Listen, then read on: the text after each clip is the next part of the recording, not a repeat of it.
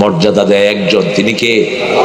আল্লামা সাইদি ভ্যানে করে আসলেন, বের হলেন, পুলিশ বলল স্যার কেমন আছেন? আলহামদুলিল্লাহ, মুখে বিশাল হাসি, ঠিক না বা ঠিক?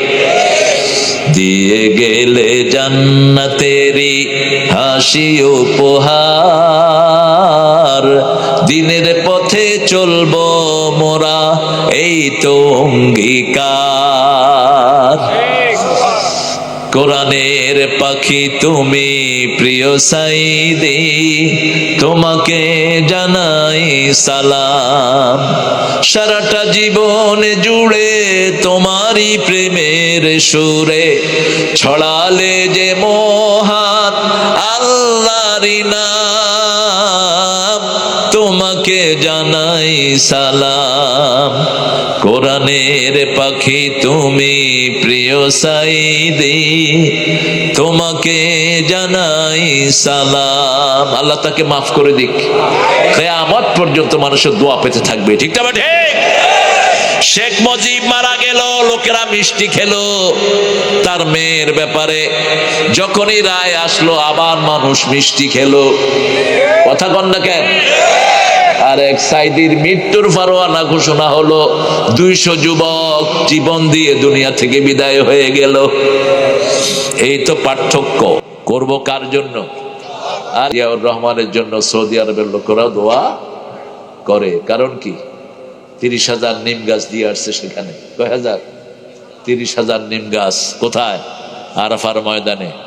আমি গেছি, মানুষ বলতেছে শাজারাতুদ দিয়া, শাজারাতুদ দিয়া। কয় জিয়া গাছ। কইলাম কি জিয়া গাছ? কয় তোর বাড়ি কই? তাহলে তোর বাড়ি কই? কয় আনা ওয়াতানি, আমি এখানে। আমি বললাম আমি বাংলাদেশি। মা তারিফ জিয়াউর রহমান, তুই জিয়াউর রহমানের চিনোস না? আমি চিনি তো, তোর কি?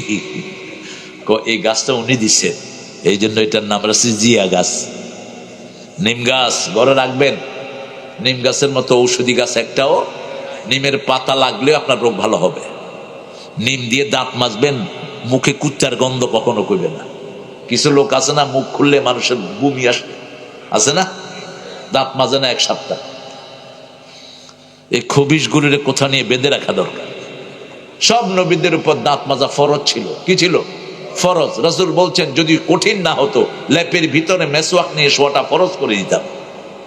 রাসূল সবচেয়ে বেশি মেসওয়াক করতেন রমজানে। রাসূল গেল নারায়ণগঞ্জে, গিয়ে দেখে পায়খানা, ও পায়টা কেটে লেখছে জায়খানা।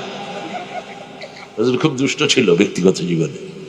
তো মানুষের এক কথা কেটে জায়খানা, খানা তো যায়, এখানে খাওয়া পাওয়া যায় না তো, আপনি পায়খানা লিখছেন। পায়খানাটা হলো ফার্সি আর জায়খানাটা হলো কি বাংলা। কত জ্ঞানী মানুষ ছিলেন, আল্লাহ তাকে মাফ করে দিক। ঠাকুরের জন্য শুধু মায়ের আসে, আর নজরুলের জন্য শুধু দোয়া আসে। ঠাকুর মুসলমানদের বিরুদ্ধে লিখেছে, ঢাকা ভার্সিটির বিরুদ্ধে লিখেছে, বাংলাদেশের বিরুদ্ধে লিখেছে, ঠিক না ভাই? ঠিক। মুসলমানদেরকে উনি মূর্খ বলতেন, আমরা নাকি মূর্খ? সবচেয়ে বড় মূর্খ তুই। এই জীবন পেয়েও আল্লাহকে চিনলি না, রাসূলকে চিনলি না, ঠিক না ভাই? ঠিক। আল্লাহ বলছেন সবচেয়ে মূর্খ হলো যে আখিরাতের কাজ করে না। আল কাইয়্যিস মান দানা নাফসাহু ওয়া আমিলা লিমা বাদাল মাউত ওয়াল আজিজ মান ইত্তাবা হাওয়াহু ওয়া তামান্না আলাল্লাহ। সবচেয়ে বড় জ্ঞানী যে আখিরাতের জীবনের জন্য কাজ করে, আর সবচেয়ে মূর্খ যে নিজের মন অনুযায়ী কাজ করে আর ধারণা করে আল্লাহ আমারে অনেক কিছু দিয়েছে। যেমন ঠাকুরা নিজের মন মতো কাজ করত, আমারও পরানো যাহা চায়। কান নাই মুখস্থ, এটা এখানে কইবে না, খুব সতর্ক ওনারা। তুমি তাই গো, এটাকে একটু আল্লাহর নাম ঢুকায় দিতি মূর্খ, ঠিক হয়ে যেত। আল্লাহরও ইচ্ছায় যাহা হয়, আমি তাই তাই গো, আল্লাহ ছাড়া ত্রিভুবনে মোর কেহ নাই, কিছু নাই গো, ঠিক না? ঠিক। সুন্দরের কথা বলতে গিয়েছেন, তিনি সুন্দর বলেছেন, মরিতে চাহি না আমি সুন্দর ভুবনে, ধন্য আমি তোমাকে বাসিয়াছি ভালো। এই হলো ঠাকুরের লেখা।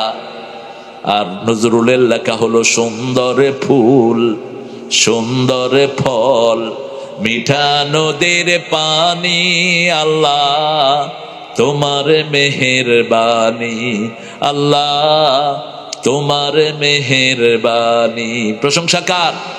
আল্লাহ। তুমি কতই দিলে রতন ভাই বেরাদার পুত্র স্বজন ক্ষুধা পেলে অন্ন যোগাও মানি চাই না মানি আল্লাহ তোমার মেহেরবানি। আলহামদুলিল্লাহ বলি। আশ্রয় চাইবো কার কাছে? আল্লাহর কাছে। সকাল সন্ধ্যায় আল্লাহর কাছে আশ্রয় চাইবো।